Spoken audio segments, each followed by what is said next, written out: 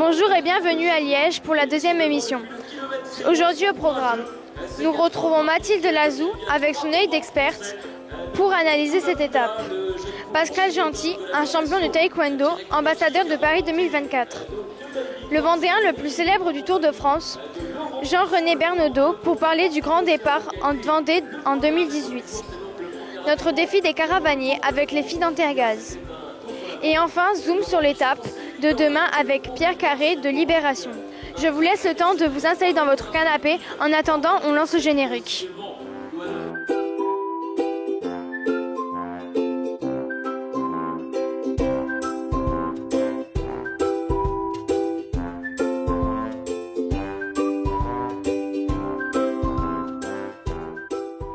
Vous êtes impatient de savoir qui a remporté cette étape et qui a le maillot du leader. On retrouve tout de suite l'œil du pro pour en savoir plus.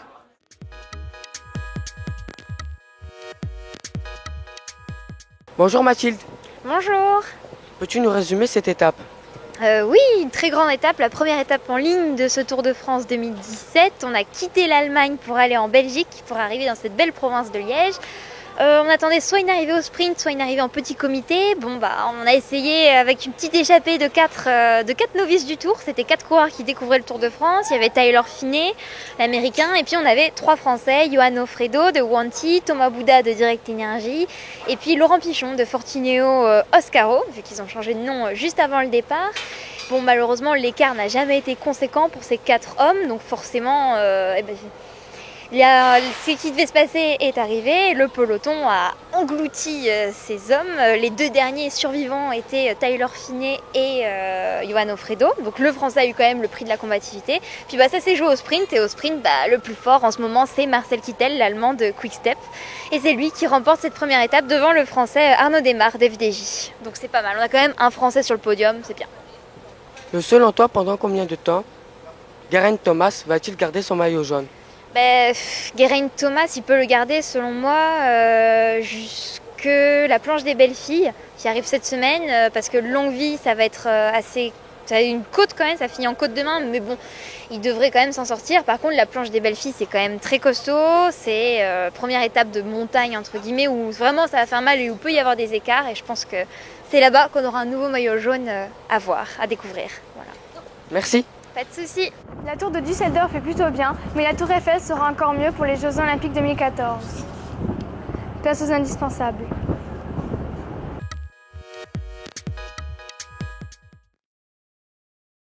Bonjour. Bonjour. Est-ce important de représenter Paris 2024 ici?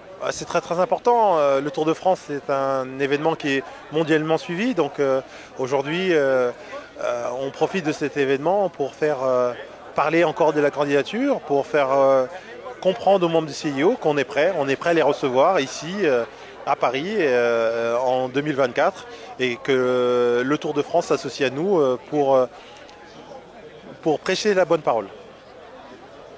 Quel est votre rôle en tant que sportif? En tant que sportif, on a été consulté, on nous a demandé notre avis par rapport à nos exigences, à nos attentes. Et mon travail aujourd'hui en tant que sportif de haut niveau ou ancien sportif, c'est d'en parler, c'est de faire adhérer tout le monde, de faire adhérer les politiques, de faire adhérer le grand public et de faire comprendre également qu'il y aura un héritage pour cette candidature de Paris 2024. L'héritage, c'est-à-dire qu'il y aura quelque chose qui sera laissé et qui sera important pour les futures générations, c'est-à-dire vous. Où en est la candidature? Êtes-vous confiant? Aujourd'hui, on est dans la phase finale. On a une date fatidique, c'est qui sera le 13 septembre à Lima. Et avant, il y aura le 11 juillet à Lausanne, la dernière présentation devant tous les membres du CIO. Le Tour de France est-il une belle victoire pour Paris 2024? Le Tour du France, comme je vous le disais, c'est vraiment un événement planétaire. Donc c'est quelque chose qui est suivi partout dans le monde. Donc c'est vraiment un endroit où on peut vraiment profiter de ce rayonnement pour pouvoir faire parler de cette candidature. Cette candidature, comme vous le savez, c'est une super candidature. On a plus de 90% des infrastructures. Il ne manque que le village olympique et la piscine. Donc on est vraiment prêt, il ne manque pas grand-chose. Et on aimerait vraiment voir ces jeux et on voudrait en parler. Et on se saisit de chaque occasion pour en parler. Voilà. On fait le signe Paris 2015 ensemble? Allez, avec plaisir. Attends, on fait? Allez, tous pour Paris. Merci. Allez, viens, Ayoub, on doit terminer l'émission. Mais je vais te montrer un truc, c'est même pas du virtuel, c'est de la réalité. Ah bah quoi, on y va. On lance l'image du jour.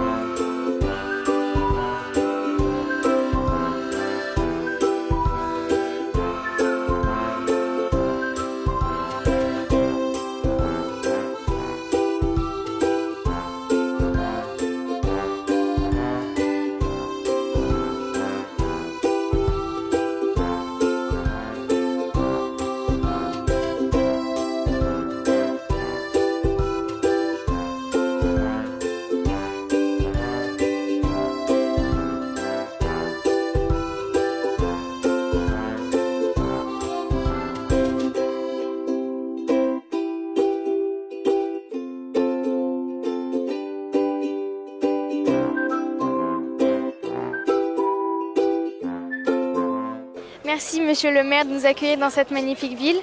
On se retrouvera peut-être à Toulouse. Peut-être, oui. Alors, on a ici à Düsseldorf, on a une amitié avec Toulouse depuis une dizaine d'années. Et moi, j'ai été à Toulouse l'année dernière. J'ai l'intention de revenir l'année prochaine à Toulouse et me rencontrer avec mon homologue, monsieur Moudin, Jean-Luc Moudin. Mais hier, on a signé un accord entre Düsseldorf et Toulouse avec monsieur Dardelet pour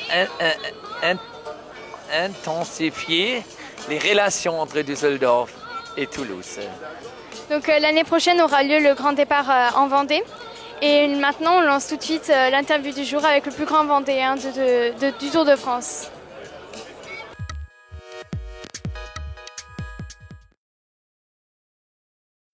Alors, c'est parti. Quel genre de coureur étiez-vous? J'étais un coureur qui avait un gros mental et une grosse santé. C'est vraiment ce qui m'a caractérisé. Et puis j'aimais beaucoup la chaleur.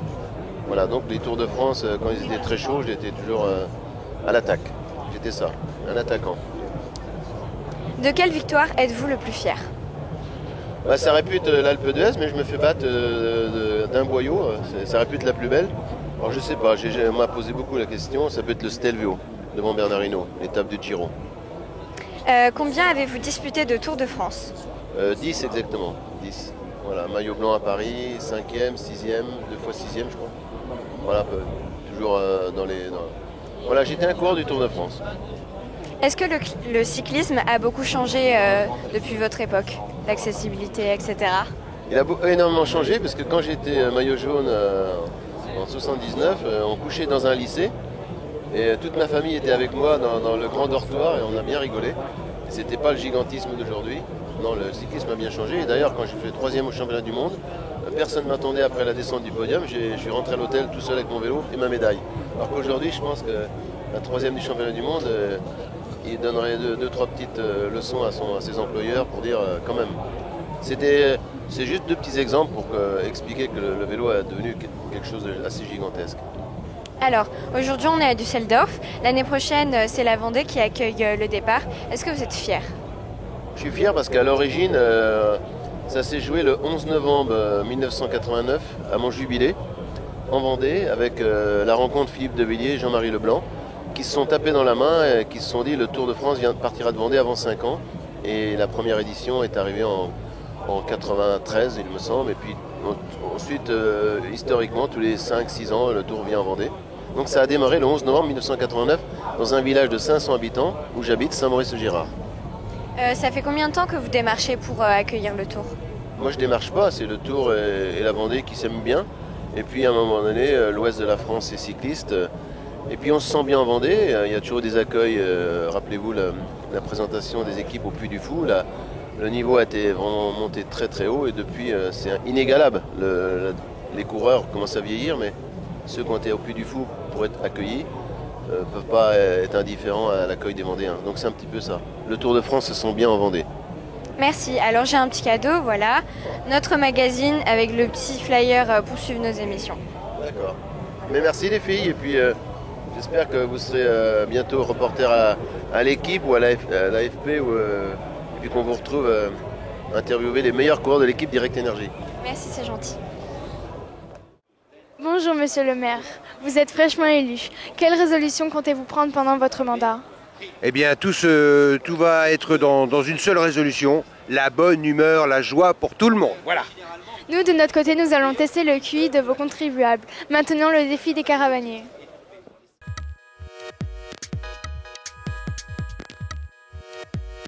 Alors bonjour. Donc je vais vous dire des expressions, vous devez répondre et si c'est faux, ben, je vous dirai non, et si c'est ça, ben, je vous dirai oui, c'est ça. Okay. Donc, avoir la fringale. Avoir faim. Boucher un trou. Revenir sur le cycliste devant. Non. Non. Descendre comme une caisse à savon. Ah bah ça c'est Froome quand il se met sur... Non, c'est pas ça. Rouler à la papa. Alors, je sais pas du tout. Sucer les roues. Sucer les roues. Rouler très proche de l'autre. Chasser la canette. Je sais pas du tout. Manger de la luzerne. On les a jamais entendues ces expressions. Mettre la barbiche. Qui est finalement presque antinomique parce que compatibilité, mettre la barbiche, on n'a pas envie de combattre, on a envie de se laisser. C'est vraiment suivre l'autre très près. On va bien la poser. Avoir les mains sur les cocottes. Ah, ça c'est sur le guidon. Oui, c'est ça. Prendre une bordure. Pardon? Prendre une bordure. Prendre un virage très près. Non.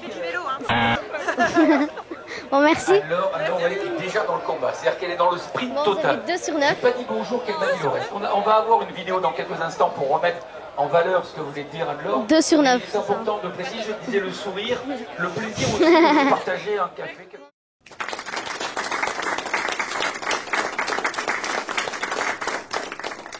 Bon, ils m'ont tous abandonné. En attendant, je dois gérer tout le village départ et ses animations. On lance tout de suite l'étape de demain.